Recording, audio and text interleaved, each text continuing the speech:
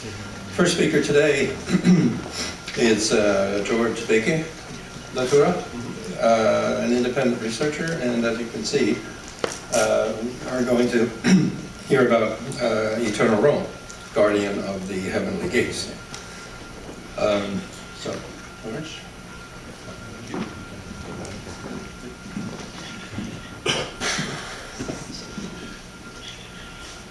Eternal Rome, guardian of the heavenly gates, two propositions. How did we get Rome eternal, and how is it guardian of the heavenly gates? By already around 135 AD, we have Hadrian, the Emperor Hadrian. He's got Rome Eterna, Romae Eternae, on his coins, on the denarius. He's already proclaiming Rome is an eternal city. Technically, it was founded supposedly around 700 BC, so already by this time it is over 800 years old. But what makes Rome truly eternal is its connection to the stars. Here's another coin of Hadrian. We have the moon crescent beneath and 7 stars. Those 7 stars are the 7 planets. They're the connection to the heavens that Rome is asserting for itself. So the planets will be Jupiter, Mars, Venus, etc. Here already Augustus is putting his brand, his astrological sign of Capricorn. He's claiming that, and it will be on Roman coins for hundreds of years. This is about 16 BC. What we see here is Capricorn, that's Augustus himself, he's ruling the celestial sphere. We have a rudder behind the celestial sphere. We have the cornucopia, which stands for the Milky Way, and he is controlling the heavens itself. Here we have a mosaic path in Ostia, where we see Mercury, Venus, Mars, Jupiter. This is a ladder through the planets going up to the heavens. Down here we see the caps, the twin stars of the Dioscuri, of Gemini, and that's going to be very important down the road. There's a great coin of Mark Antony. He minted many of these coins. This was Legio Quattro, so that's Legion 4, and these are planetary symbols on the standards of Rome. On the bottom we see a moon crescent. These are orbits, they're of the planets themselves. So again we see a promise to any soldier who happens to die that day in the battlefield that they will be going up into the heavens through the planets. These are the planets. This is a great photo of Mr. Tezel. Bottom is Venus. Over here we have Mars. At the top we have Saturn. So this is the ladder to the sky. Amazingly, in this photo you can actually see the zodiacal light. So this is, Pindar has already described this. This is the ladder to the sky, and this is the shining path that leads to the heavenly gates.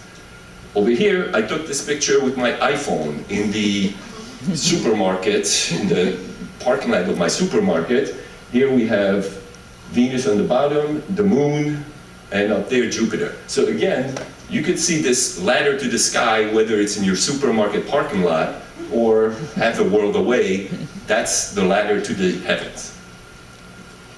And that ladder to the heavens is already encoded in the planets, encoded in the days of the week that follow the planets. So in English, we can actually see this very easily in Saturn, Saturday, Sunday, Monday. And in French, we can recognize it as Mars, Mardi, Mercredi, Jeudi, Vendredi. So there's your 7 planets, 7 days of the week. Again, Augustus. This is the temple of Mars Ultor, Mars the Avenger. Mars Ultor. In here we see the standards, the planetary standards. In the middle we have the Aquila, the eagle of Jupiter. Here we have crescent moon and the other planets. So right here we have Mars, Jupiter, Luna, and the other planets already on the coins of Augustus, who claimed himself to be Capricorn. And here we see the zodiacal light, the planets that we're climbing through, and where we get to is the Milky Way. It intersects this right here, the Milky Way, the zodiacal light, and the path up the planets which leads to the Milky Way. The Milky Way was seen as heaven itself by many people, starting from Cicero in his Dream of Scipio, Ovid in Metamorphoses, Menelaus in Astronomica. Macrobius actually writing commentary on Cicero's Dream of Scipio, and he reiterates again, heaven is Milky Way. Marcianus Capella again writes about it in his Marriage of Philology and Mercury. So it's a very well-established fact. Milky Way equals heaven. Macrobius, who is commenting on Cicero's Dream of Scipio, actually tells us the Milky Way intersects the zodiac at an angle. And at this intersection, at these intersections, souls descend from the sky, and when they finish their life, they will ascend. And we can see it again. This is an illustration for the Dream of Scipio. There's Scipio in his bed, dreaming. There's the Earth, the four elements. There's the planetary paths, Luna, Mercury, Venus, Sun. And here we see the Milky Way. At the top and on the bottom, there's the intersections of the ecliptic, the path of the planets, the zodiac, and the intersections of the Milky Way. So 800 years after Macrobius, we still have this. And the golden chain that goes from Macrobius, in his commentary on Cicero's dream, goes back to Cicero himself. And Cicero was imitating Plato's Republic.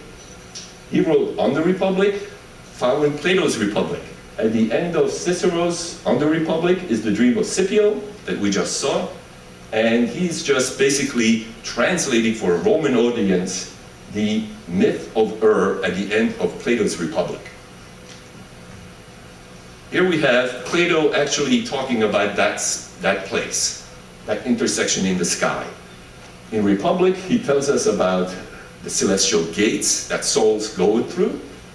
In Timaeus, he talks about the X in the sky, a visible X in the sky.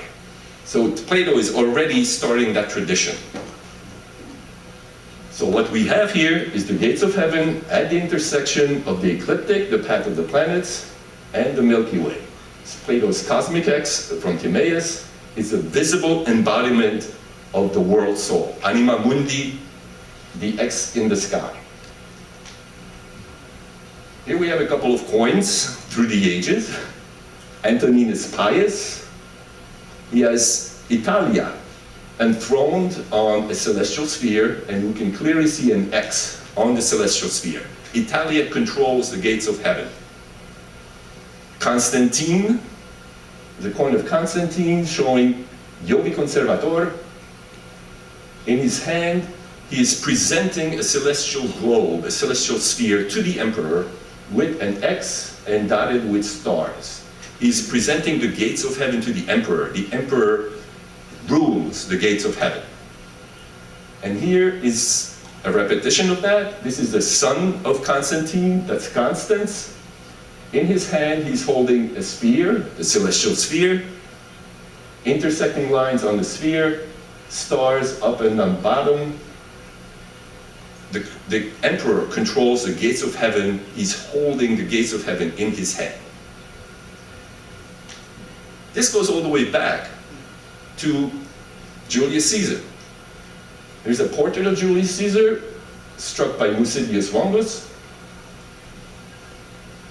intersecting paths in the sky, celestial sphere, intersection in the sky.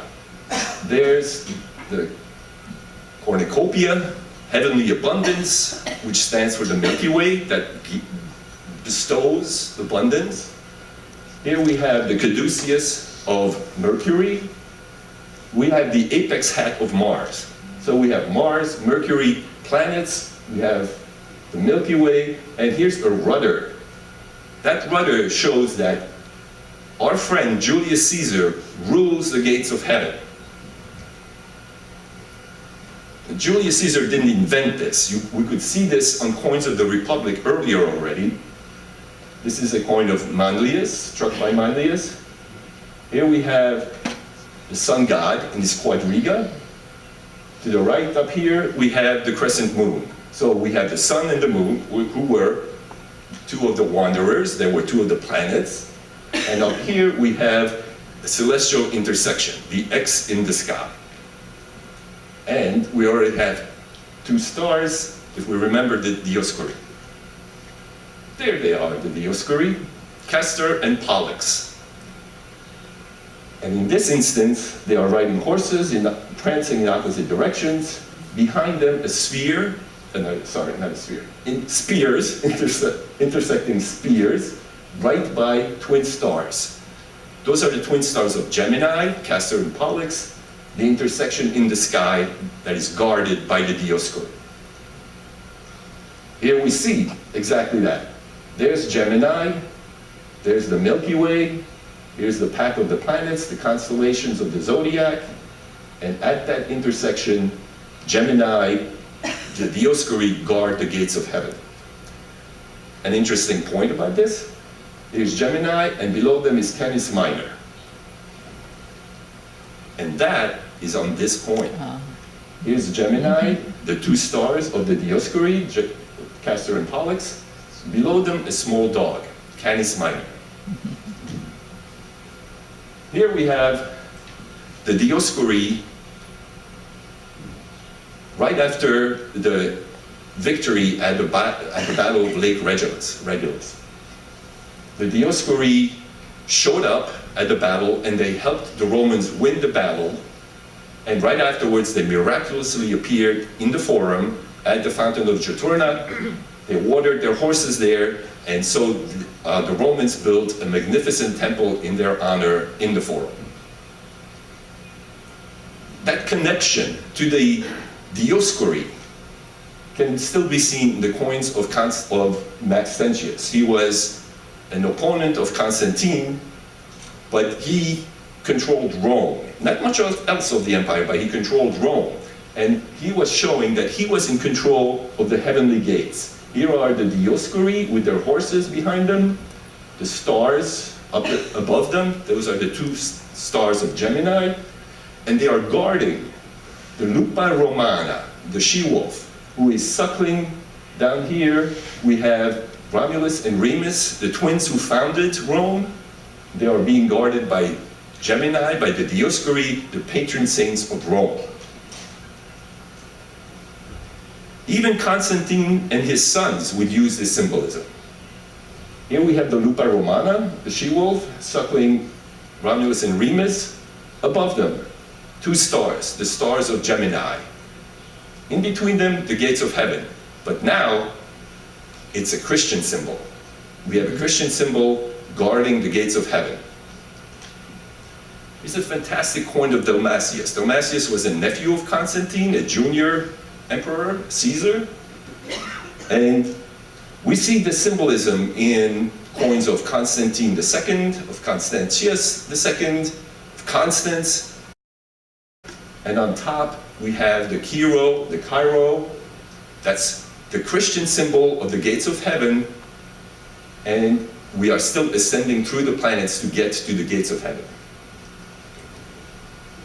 Where did this originate? And how did it come about like this? Here's a coin of Julius Caesar.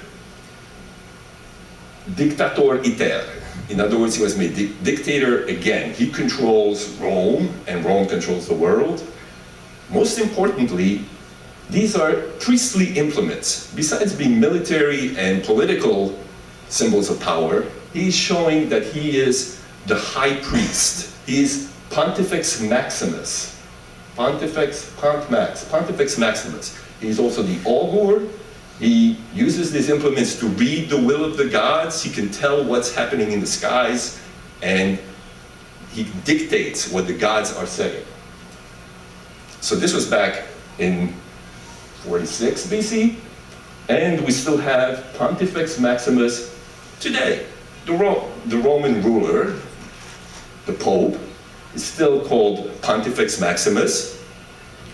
Here's a very interesting ritual that takes place every 50 years, 25 years, depending on what the Pope decides.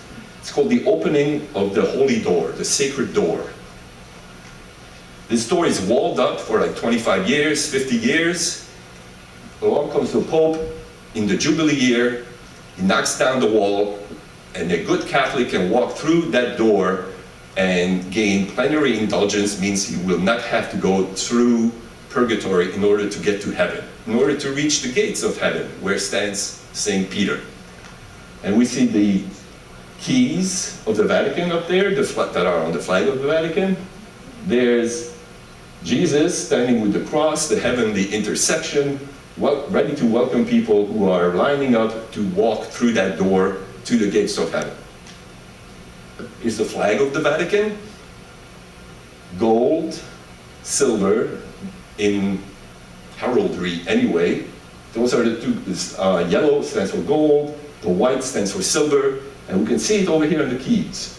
This is the gold key and the silver key. Gold is for the path of the sun, the ecliptic. Silver is the path of the Milky Way, the stellar path in the sky. At the intersection is the gate of heaven, which is controlled by Rome itself. And that's where we come back to. There's the gate of heaven at the intersection of the Milky Way, the zodiacal light, the path of the planets, controlled by Rome. The eternal city is still controlled today by Rome. Thank you.